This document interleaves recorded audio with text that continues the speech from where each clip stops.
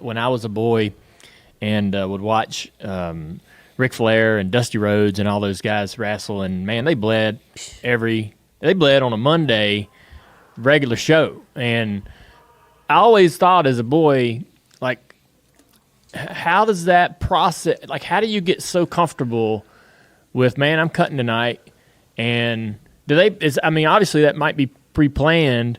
They know that that's going to happen. How do you get yourself mentally there to do that repeatedly time and time and time again? Because for me, that was probably the most, it's obviously visually shocking, when you're watching a match and there's just blood everywhere. And those guys, especially back in those days, were just bleeding hard, covered. And you remember that, right? Yes. And as a wrestler, like somebody, when do you remember the first time you bled? Oh man! But to answer your question, I mean, to go back to what you're saying, it's the exclamation point on a great feud, and it's like, hey man, it turned into a bloodbath. But I'll tell you, I went to wrestling school. I was in there for about 5 months, 1 day a week. There was 25 kids in class. We had one ring, so ring time is pretty limited. Yeah. Okay, so you learn a little bit of chain wrestling. You learn how to take a bump. You just learn how to fall and protect yourself. And part of the 101 and the 201 class ain't, well, here's how you get color. No one teaches you that. That's what it's called, get color. A little juice.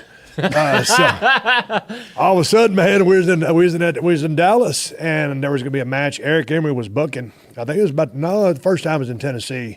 Anyway, I was in a locker room, and I think it was Jerry Lawler or somebody. I said, or it might have been Chris Adams. I said, hey, man, and someone told me we was going to go out there in like a big battle royal type thing and bleed. And as a new guy in the business, I hadn't even been in a year, and all of a sudden somebody wants me to bleed. Well, okay, what's the process? So I asked one of the guys, I said, man, how do you make a blade? And the guy showed me his technique. And then, like those old school razors? Yeah. The old ones. Right.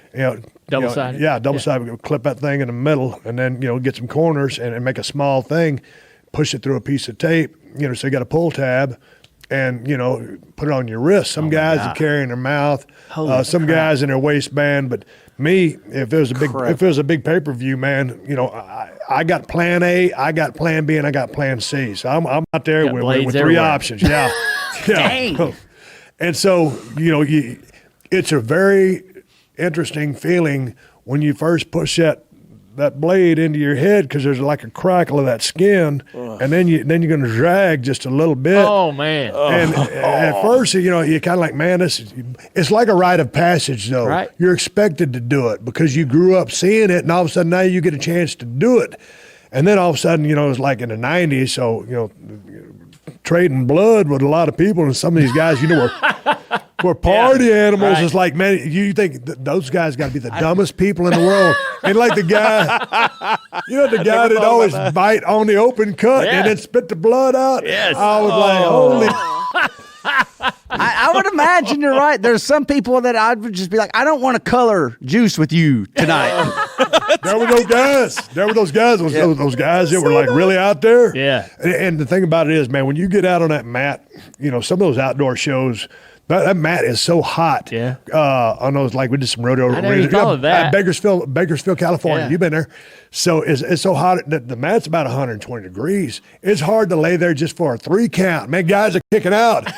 And but when you get in some of those arenas, like the Sportatorium in Dallas, that building was so, the wrestling atmosphere was so thick there. And the Carolinas, wrestling is hot here, especially Ric Flair territory, Four Horsemen, Crockett's. So but that mat, just like this, you got metal construction, some 2x12s, a little bit of a mat about like that, and you got the tarp.